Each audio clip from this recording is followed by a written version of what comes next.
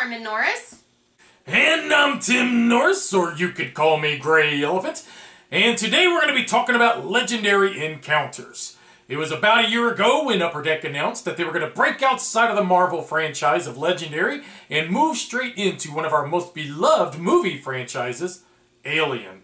Now, in this review, we expect that you kind of already have an understanding on how Marvel Legendary works, and we are going to be talking about the differences. The first difference you might notice is that you don't flip the top card of the Hive deck, or what you've been used to be calling the Villains deck. Underneath each card will be the word scan with an attack and number next to it. What this represents is the cost to flip the card. You pay the cost in attack and then flip up the card over, and it is then revealed. If ever a card is pushed off the edge of the complex, it moves into the combat zone and is automatically flipped over or revealed. Some of the cards will have the keyword reveal. Whenever you scan a room and flip a card, or if they move into the combat zone, you will immediately perform whatever the text listed on the card states before performing any of your other actions. Instead of a mastermind, we have 3 objectives per game. Each objective has a certain number of cards labeled 1 to 3, so that you build a deck for each and stack them in order to make the Hive deck. In this way, the difficulty of the Hive deck progresses toward the end of the game. Each objective will outline what you must accomplish in order to move on and eventually in order to win. This is very thematic with the films. Typically, the last objective is killing an alien boss. You will assign yourself a location. Each location will have 3 hazards that correspond to each objective. If ever you reveal a hazard, simply look to the location card and follow through with whatever it tells you must occur. This will be dependent on how many you've already revealed. For instance, if you flipped one hazard, perform the first written text. The second hazard, perform the second. The third, onward. You will never perform the same one twice. One thing you should note is that this game is designed very closely around the movies. You can mix the heroes from one movie to the other, but it really plays better if you don't. You'll notice some of the heroes have a new keyword called coordinate. Basically, this allows other players to play this card out of turn order to help someone else that's in trouble. Whomever's turn it is may use that card, symbols and all, in order to recruit more powerful heroes or even possibly kill more aliens. Basically, treat the card as if you played it out of your own hand, but discard it in the owner's discard pile. Whenever you play a card with coordinate, you will be allowed to draw a new card in replacement.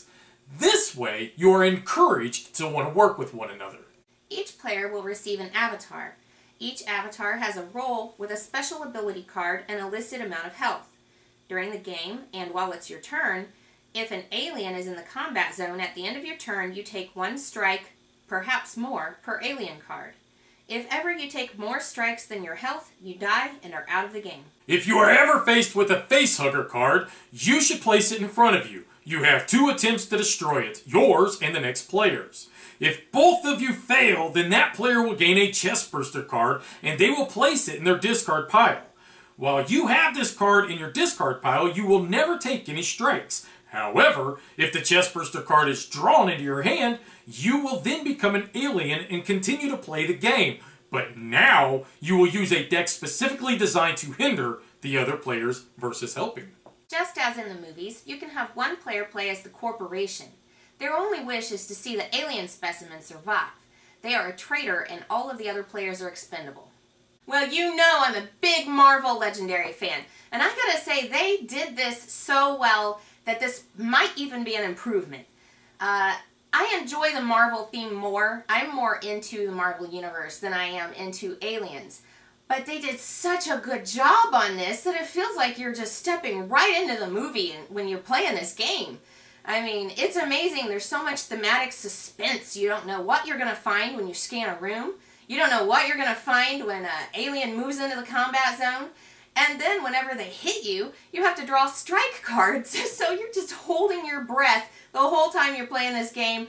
You could die. Your teammates could die. You could get a facehugger and become infected, impregnated, and, anything could happen at any moment.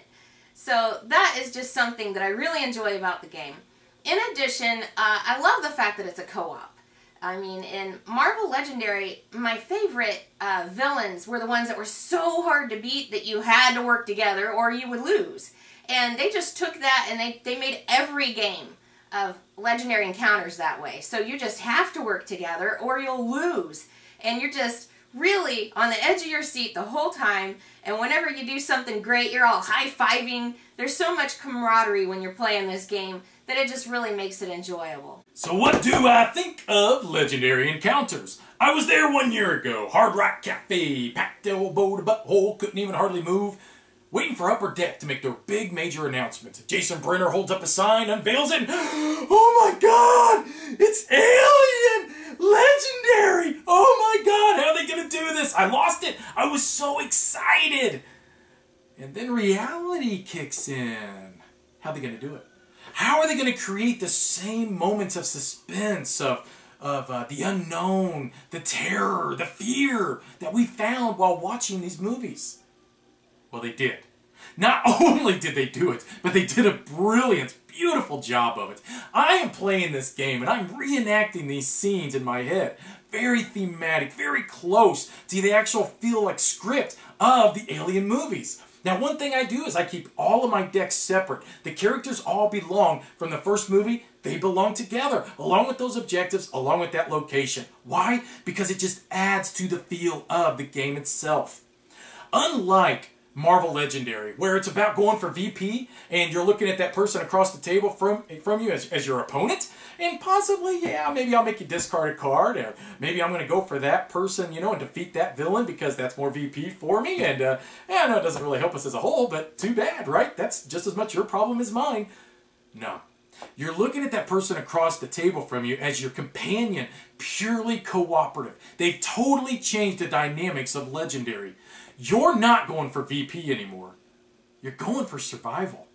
Totally different. Now, one thing I'm going to add. You don't have to be a fan of the movies to appreciate this game and this system. I did not read any of the Lovecraft books, but yet I still enjoy Eldritch Horror, another purely cooperative game. I did not read but one of the Robinson Crusoe books, but yet I feel like that's a very deep, rich, thematic game as well. Purely cooperative again. This game does exactly what those do. They immerse you into a situation. They make you want to work together, to come to agreements, to try to overcome these obstacles that keep compounding, you know, more and more stuff will keep going wrong. How are you gonna fix it?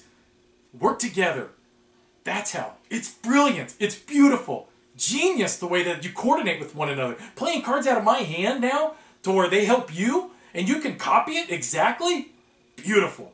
This has changed Legendary in my eyes. The sky's the limit now. I keep saying that they're evolving the Legendary, but I was more referring to the Marvel, you know, because they kept coming up with new powers, new abilities for these heroes. Now I feel like that they've changed the sky's the limit on the system Legendary. This is a beautiful, beautiful game. I highly recommend it, but you don't have to take my word for it. Carmen and I sat down, we played a live play, and we've got it right here. You can go straight to it. Part 1, Part 2. We played the second movie, and you'll see for yourself whether or not this is a game for you. As usual, I appreciate you watching. Bye-bye. Griffin Gaming, from new releases to pre-orders. Griffin Gaming. Enter in promo code GreyElephant for 5% off your order.